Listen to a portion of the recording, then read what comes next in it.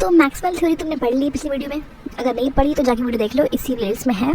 उसके अंदर हमने कुछ चीज़ें पढ़ी थी, उसकी एड्रेस पढ़ी थी वेव की, तो वो आज हम उसे डिटेल में पढ़ेंगे। ठीक, तो सबसे पहले देखते हैं क्या हमारा एम्पलीट्यूड क्या होता है। एम्पलीट्यूड, मान लो इस तरह से अगर एक वेव जा रही है, ठीक है, कि एक्स एक्सिस या वाई एक्सिस, तो ये अगर वेव है तो इसका जो इस ऊपर वाले पोर्शन को बोलते हैं क्रेस्ट,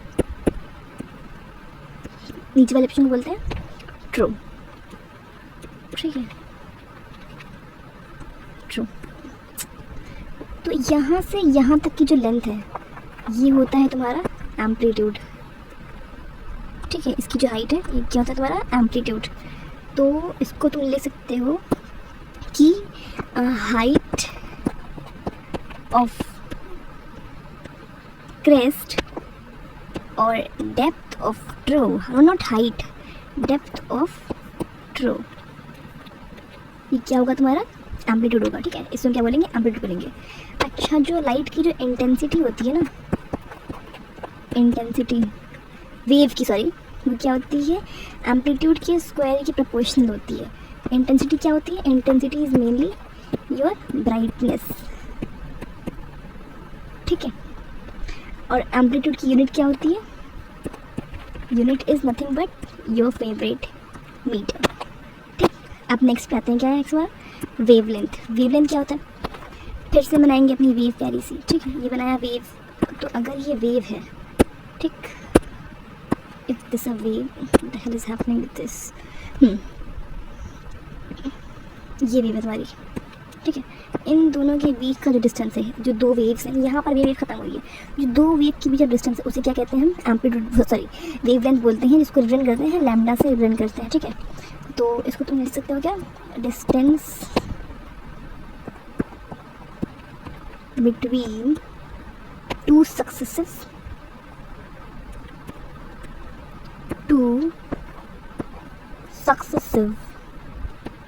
क्रेस्ट लिख लो या ट्रो लिख लो, कुछ भी लिख लो, ये तुम्हारा क्या हो जाएगा वेव लेंथ हो जाएगा।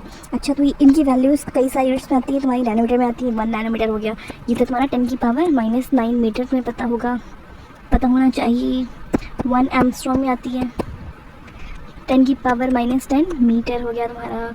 1 पिकोमीटर में आती हैं, 10⁻⁻12 मीटर हो गया। ठीक है, इसको सेंटीमीटर में कर लो, क्या हो जाएगा -7 सेंटीमीटर हो जाएगा। ये क्या हो जाएगा तुम्हारा 10⁻⁸ हो जाएगा, ये क्या हो जाएगा -10 हो जाएगा सेंटीमीटर। ठीक है, तो इस तरह से अलग अलग वैल्यूज आती है। तो ये तुम्हारा हो गया क्या वेवलेंथ हो गया।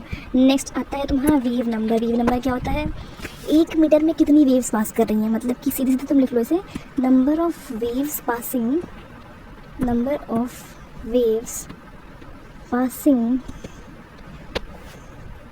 इन 1 मीटर लेंथ, ये तुम्हारा क्या हो गया वेव नंबर हो गया।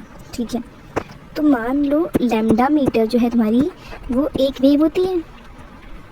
ठीक, मान लो क्या होती है लैम्डा मीटर में जो है एक वेव है, तो 1 मीटर में कितनी वेव्स होंगी 1/λ वेव। तो इसी बस ये सिंपल सा फंडा लगाकर हमें क्या मिला है कि हमारा जो वेव नंबर को रिप्रेजेंट ऐसे करते हैं। ठीक है, यू रिप्रेजेंटेशन करते हैं। ठीक है, हमारा जो वेव नंबर है वो इक्वल है किसकी 1/λ के, और इसकी यूनिट क्या होती है, वेव नंबर की यूनिट क्या होती है लैम्डा का अपोजिट पर मीटर। ठीक है, बहुत ही सिंपल है। Last but not the least is our frequency, इसको रिप्रेजेंट करते हैं न्यू से। ठीक है, ये तो पढ़ाई हो सबने, इसका क्या कह सकते हैं, इसको तुम कह सकते हो नंबर ऑफ ऑसिलेशंस, मतलब कि किसी भी गिवन पॉइंट से 1 सेकेंड में कितने वेव्स पास कर रही हैं, नंबर ऑफ ऑसिलेशंस, या फिर तुम कह सकते हो साइकिल पर सेकेंड, मतलब कि 1 सेकेंड में किसी भी पॉइंट से कितनी वेव्स पास कर रही हैं, तो वो तो उसे अपनी फ्रीक्वेंसी कह सकते हो। अच्छा, फ्रीक्वेंसी तुम्हारी होती है 1/में टाइम, इसीलिए इसकी यूनिट क्या होती है पर सेकेंड। ठीक है, ये हो गया एक। और क्या होती है हमारी फ्रीक्वेंसी होती है directly proportional to wave number. ठीक, जब वेव नंबर की डायरेक्टली प्रोपोर्शनल है तो ये होती है inversely proportional to your favourite wavelength. ठीक है, तो यहाँ से भी मुझे 2 चीज़ें मिल गई, वेव नंबर हो गया, हमारा वेव लेंथ हो गया। अब जब हम इसका कांस्टेंट हटाते हैं ना, तो ये क्या हो जाता है, ये वाला न्यू इक्वल्स सी इंटू वेव नंबर, और ये क्या हो जाता है न्यू इक्वल्स c/λ। ठीक है, ये फॉर्मूलेज बहुत यूज़ होते हैं क्वेश्चंस में, तो इन्हें तुम रट लो, याद कर लो। मतलब कि तो इनका तो सिग्निफिकेंस बता दिया है ना, ये कैसे आया है, तो अब याद ही कर लो।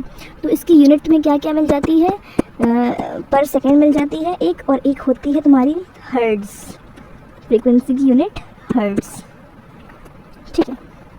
तो इस तरह से, और जो तुम्हारा जो फॉर्मूला बहुत तुम्हें यूज़ मिलने वाला है ना, वो है तुम्हारा nu equals c by lambda, where c is nothing but your speed of light and lambda is your wavelength. तो ये थी कुछ कैरेक्टरिस्टिक्स हमारे वेव की, EM वेव की, ठीक है। इसकी भी कुछ वैल्यूज़ हैं, तुम चाहो तो लिख लो वरना छोड़ दो। तो ये पता होगा वैसे, 1 kilohertz is equal to 10⁻³ hertz, ये तो पता ही होगा वैसे। 1 megahertz is equal to 10⁻⁶ hertz, या फिर 1 मिली हर्ट्ज़ इक्वल्स 10⁻³ हर्ट्ज़। ऐसे ही कुछ वैल्यूज़ है, तुम याद कर लो। तो हमारा वीडियो यहाँ पर ख़त्म होता है, और नेक्स्ट वीडियो में हम क्या पढ़ेंगे, इलेक्ट्रोमैग्नेटिक रेडिएशन स्पेक्ट्रम, बहुत इंपॉर्टेंट टॉपिक है, तो जाके वो वीडियो देख लेना, मत भूलना देखना।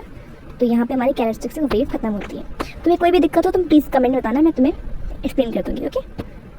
Thank you so much.